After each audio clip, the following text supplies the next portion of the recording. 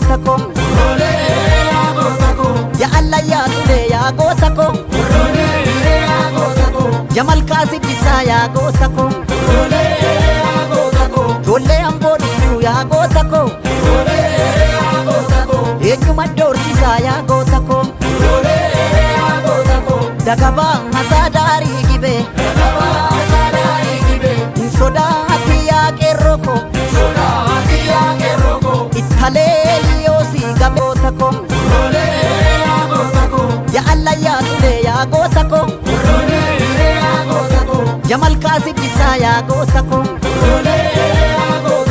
Jolle ambo dhuftu ya gootako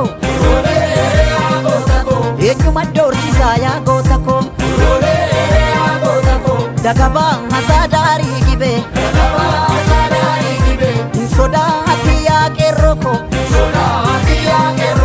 italeeli yoosi